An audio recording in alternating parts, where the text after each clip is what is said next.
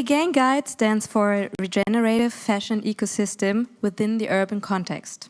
We understand there are high valuable resources to be saved in the tons of existing used and unused clothes, which are daily discarded at city level and which could be locally recirculated for a more sustainable lifespan. Cities are responsible for 50% of the world's waste. As their population continues to grow, the discarding of valuable textiles will as well increase. Under current city waste management systems in consumer countries, charities, municipalities, and recyclers don't have the capacities to manage these volumes efficiently. Especially not if the quality of the textiles will continue to be as low as fast fashion standards. In Germany, more than 1 million tons of textiles are donated to collecting organizations every year. Around 60% of these are claimed to be suitable for second-hand use. Yet, there is an exporting rate close to 100%, causing environmental disasters and seriously harming human life in faraway countries and continents. At the same time, citizens around the world are waking up from their passive attitude towards textile consumption. Thanks to the digitalization of communication and sales, we have gone from being compliant consumers to co-designers, customizers, and decision makers. The concept of ownership has also changed. Myriads of new business models are establishing the sharing economy as the standard for fashion. Moreover, communities of urban crafters are popping up all over the world to share their regained knowledge. The Again Guide mapped over 1,500 companies and freelancers in Berlin, offering clothes and shoe repairing, alteration, upcycling, reselling, swapping, donation, and renting. This wonderful ecosystem of local businesses already exists in cities of all sizes, and it is essential for a shift towards more circular ways of consuming and producing fashion. Yet, the low income of skilled people working within this concept does not reflect the value of their work. We advocate for a regenerative urban fashion system that uplifts and revalues these professions and gives the work of these modern artisans the recognition and appreciation it deserves. In fact, if we lose their skills, we might lose what is left of our practical fashion know-how, and with it, the ability to make and repair. That is why we are calling on major fashion brands and policymakers to develop inclusive circular business models and policies to strengthen these existing reversible supply chains and their marvelous people. In a regenerative urban fashion system, we celebrate the power of diverse communities to tell the stories of their beloved clothes and to show the beauty of making, of repairing, of sharing and donating. Today, re-owning and loving clothes for a longer time might still be an act of disobedience against passive fast fashion consumption. But if we embrace this renewed culture as collectivity, we will soon build an urban fashion ecosystem capable of elevating all its stakeholders, creating and recreating value within its localities, and regenerating the lives and environments of those we have been damaging for decades. Thank you. Thank you. Let's leave it there. Yes. Thanks a lot. That was a lot of input in a short time. And now we get even more from Doris Schoger, the founder of the Rebound stuff, which is a blog that has been running since 2020. And, well, we get to know what your position is now. Hi, thanks. So, hi, I'm Doris. And I have to correct you, I don't just have a blog, I have a e-commerce in a small scale. And I'm telling you some about the experience I made with it. So when I was approached with the question, how might we strengthen local fashion communities, business and innovators, I stumbled over the word regenerative, because that means renewing, growing, and especially like being lifted up after something is damaged or lost. And how can we lift something up what's damaged or lost when we fill it in landfills and we burn it, right? If we burn something, there is no restoring or renewing at all. So my position became very straightly during my blog one thing that actually changed within 2 years. Whatever gets bought in Germany, in my opinion, should stay in Germany. Whatever clothes are brought into Germany, they should stick. So with my startup, I bought unwanted clothes from over 800 people. It ended up in 12,000 kilograms. It doesn't seem to be that much, but I started in my apartment. I really wanted to see what people discard. How good is it? How much damages does it have? And what's the quality?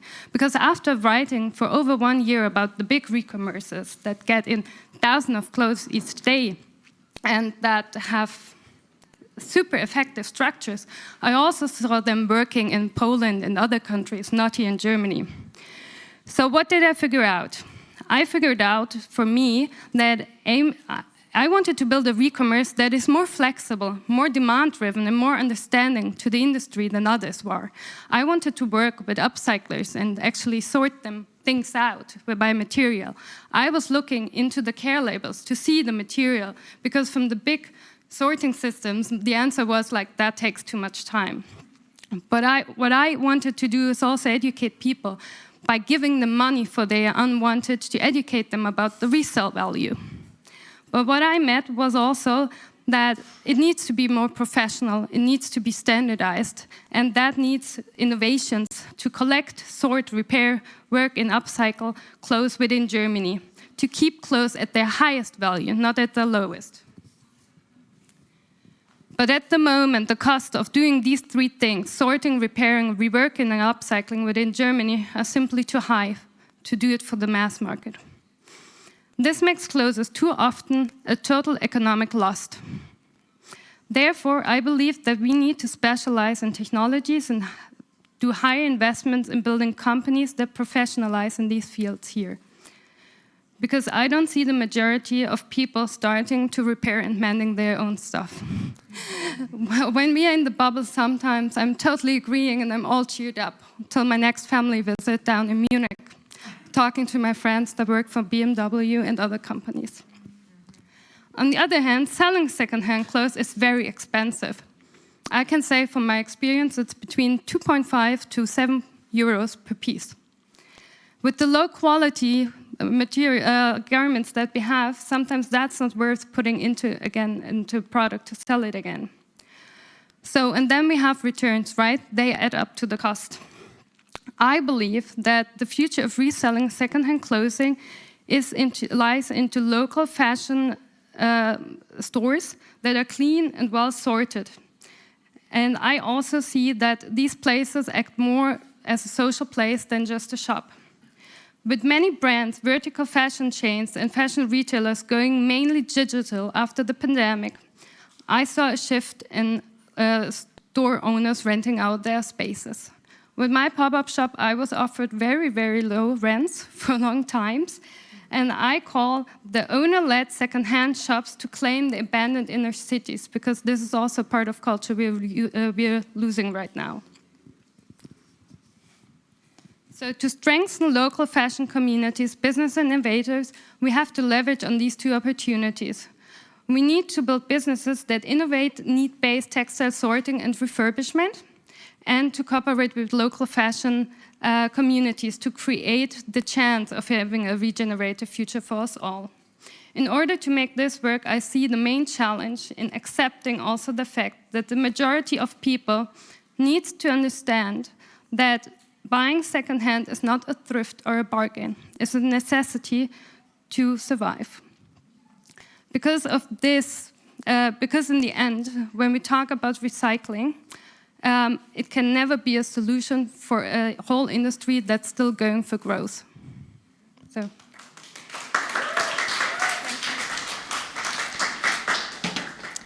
Thanks a lot, Doris.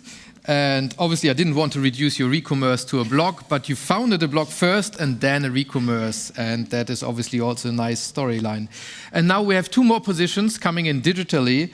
First from one of my favorite companies in the Netherlands, Enviu, and it's given to us by Kevin Thiong'o, a venture builder who's living in Kenya and who is working on a local circular textile ecosystem. And then afterwards, we're going to hear from Raddis Cotton, from the co-founders Nicole and Sanne van den Dungen.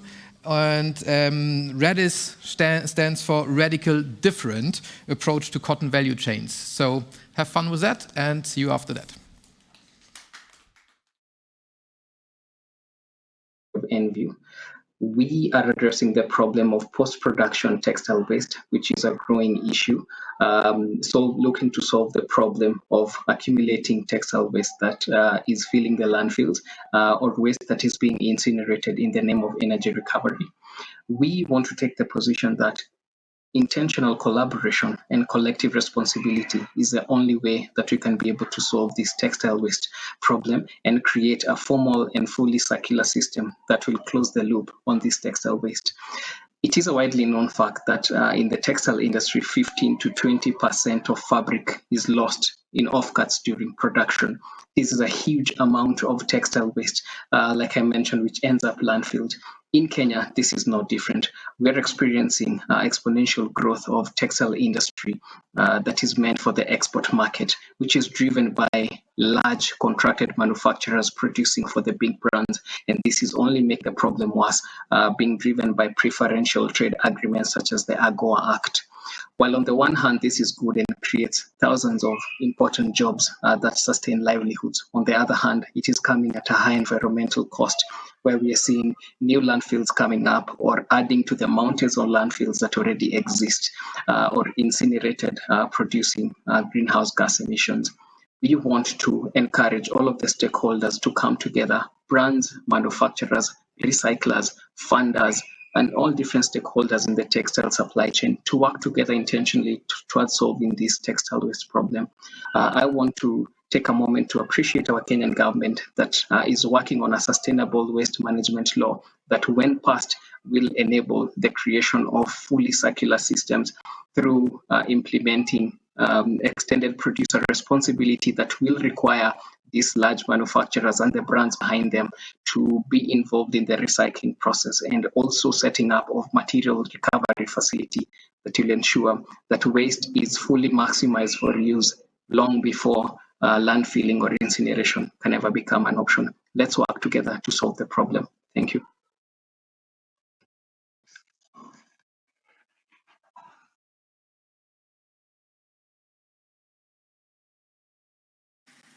Hello everybody, my name is Sanne van den Dungen and I'm here based in India, together with my colleague Nicole, based in Amsterdam.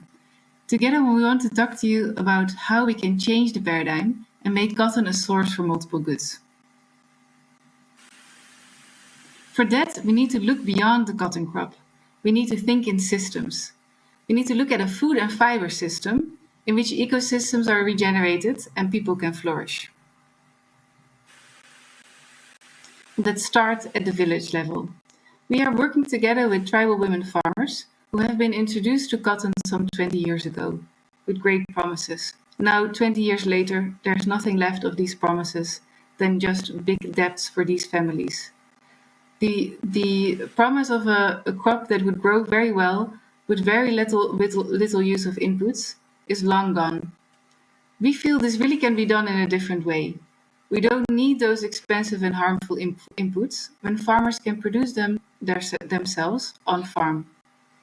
And even these inputs, these ingredients, can be grown together with the cotton in the cotton ecosystem, in the food and fiber system. Have a look at marigold. Marigold can be used to fight against nematodes, but at the same time it forms a great dye stuff and can be used at festivals. Or to your right, you can see chili. Chili is a very good ingredient for all kinds of natural concoctions that can also be prepared by the farmers. And then we have maize. Maize can be grown and can be used as nutrition for the household, or mango that is grown along the farm bunds. And they all form a very good additional nutrition to the family, as well as additional income. And that's what we want. We want a full system. And we can go even further. What if more decentralized processing can happen at the farm level? What if farmers can be involved in natural dyeing, in further processing, for example, of soap nuts into and essential oils? All of these aspects will create additional income to families while regenerating the environment. And that's why we call it the Raddis cotton system, because it's a holistic system approach in which cotton is the accelerator of so many more positive impacts. And we focus on three pillars.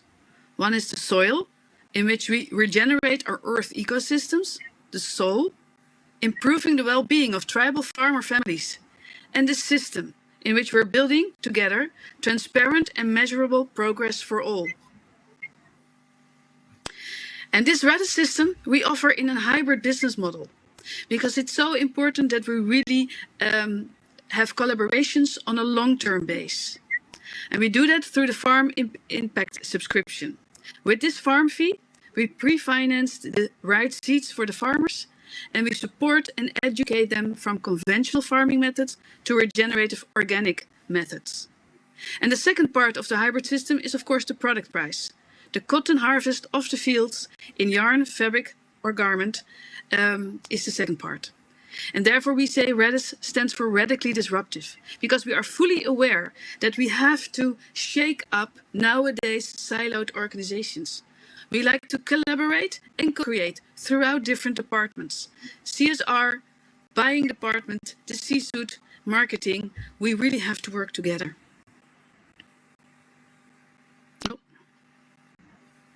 But if we do so, this hybrid system really creates positive impact within your own supply chain.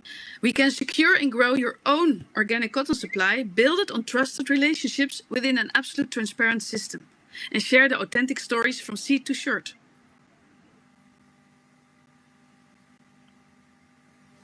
And yes, therefore we say, collaborating with brands, building on the same values, we actively grow multiple positive impacts with cotton as our tool. We say Raddis is about a journey that starts from the first year onwards. This first year is really important. Here we go from conventional to regenerative organic. That's why, together with our partners, we design a long-term collaboration over multiple years where we can scale up. And we can scale up further, and this also means we can scale up in impact. And to your left, you can see what could be the impact of running a four years program with Raddis. You can see the environmental impact, you can see the economic impact, and this is what we want. Raddis is well beyond the pilot stage. We are currently scaling up from 1,000 to 2,000 farmers and from 1,500 to 3,000 acres. We are really excited that this is a solution to combat climate change and to empower rural communities. Thank you very much for your attention, and you know where to find us.